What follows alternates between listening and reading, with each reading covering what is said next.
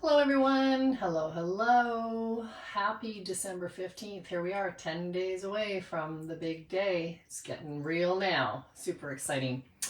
I wanted to hop on real quick today and just talk for a minute about sequencing and what that means and how it relates to reading and spelling and being able to memorize things that you need to remember. And I also have another Christmas giveaway that I wanted to give you guys as well. So I was on here I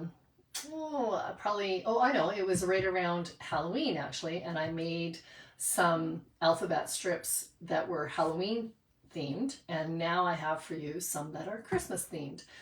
So my name is Norma Jean. I'm the founder of Time to Shine Teaching, and every week I come on and hopefully give you guys a little bit of information that's going to help you with better supporting your children, whether you're a teacher or a parent or a grandparent, just anybody looking to add some value and support to their child's learning. So I wanted to show you what I have for you first today, and then we'll talk a little bit more about it. Okay, here we go. Okay, so these are alphabet strips. And the alphabet is 26 letters in a row, which is a lot. And when we teach kids to sing the alphabet, basically, it's just words and they're quite meaningless.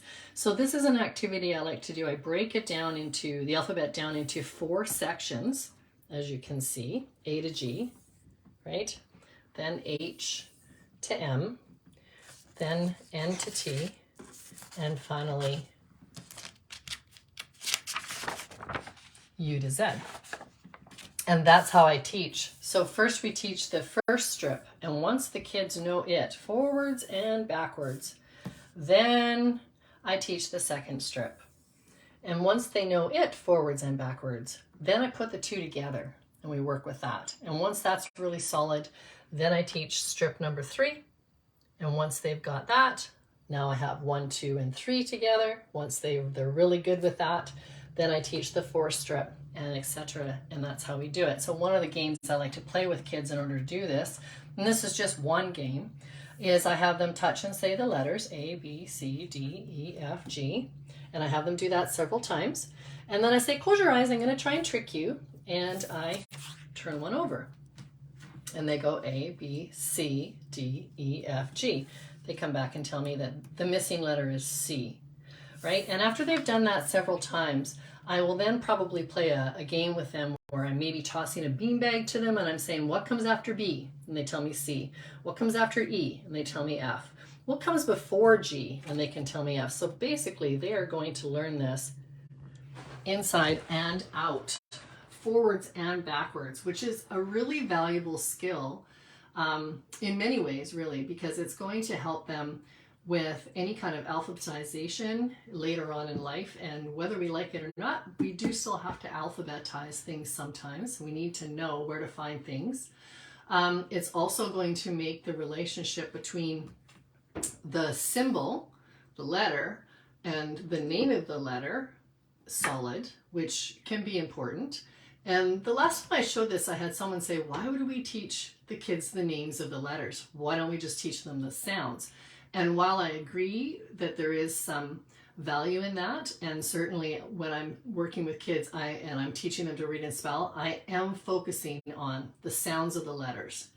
But we do still kind of need to teach them the name of the symbol as well. And it was funny because the day that I did that last activity with the alphabet strip, I was thinking about that comment, going, okay, well, what is the reason? You know, there's got to be a few. And my son that night said to me, Mom, how do you spell wreak, as in wreak havoc? Well, how could I have told him how to spell that if he didn't know the names of the letters, right? I couldn't have just went eek, like he wouldn't have spelled it correctly. So anyways, there is that. So this is an alphabetizing activity. It's free. It's for free download, and I'll put the link down below after the live. Just help yourself to it. It's really fun to do with kids. It really does make that connection between the symbol and the letter, the letter and the name of the letter make sense to them, and it just adds a layer. Now, I also wanted to talk about the the sequencing aspect of this, because sequencing is something that happens throughout our life every day, and we don't even really realize it sometimes. But something as simple as teaching a child to spell their name or write their name, that's a sequencing activity. They might only have 4 letters in their name, but if they don't get them in the right order, then it's not correct, right? Days of the week, sequencing. Months of the year, sequencing. There's tons of times when we're learning to sequence things. We just don't think of it in those terms. And for instance, I was working with a student, he had a 9-letter name, Alexander. And obviously, when he was like 5 years old, I wasn't going to try and teach him all 9 letters. I started with A-L, right?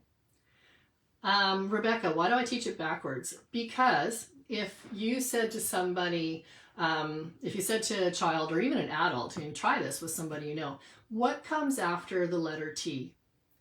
Chances are they're going to start at A. A, B, C, D, E, F, G, right?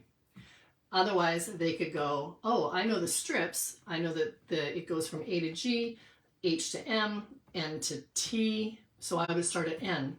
N, O, P, Q, R, S, T. T. What comes after T? U. That sort of thing. Forwards and backwards is just makes it really, solidifies it and makes it really quick. And I'll tell you what, when kids learn to do it backwards, they feel pretty darn smart, because I don't know many adults that you could say, hey, what comes before H? And they can just zip off G, right?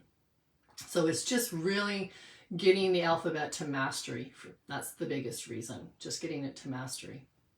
So back to Alexander, I started with just teaching him A and L, then it was A-L-E-X, right? And then it was A-L-E-X-A-N, and eventually we got to where he could spell his whole name. Now, if I'd have tried to do that right off the bat, he'd have felt nothing but frustration. His willingness wouldn't have been there. I also taught him using manipulatives, much like what I just showed you here. I wrote the letters on popsicle sticks. I wrote them on tiles. I wrote them on rocks. I wrote them on, foam letters, whatever. I had him moving them around as opposed to just writing them. And the last thing I did was I laminated the letters on train cars, because he likes trains. And so that was the step to go from the concrete moving tiles around to picking up a pencil and actually trying to write it. So that was pretty cool. So I'm going to keep this fairly short today. I just wanted to let you know about this. Yes, Rebecca, you do have to try and do it. You'll be surprised. It's not easy. But the kids I work with, most of them could tell me the alphabet backwards, which is pretty cool. So this is available for free download, and it's also not too late to pick up the Magic E1 that I had for you last week. That's a really fun one for kids as well, to solidify that difference between the short vowel sound and what happens when we add that Magic E, how it makes the vowel say its own name. It's pretty fun. And yes, I still have the first letter pack of my reading, spelling, and printing program is also available for free download. So I'll put the links for all those down below. And I wish you all a wonderful day and happy teaching out there.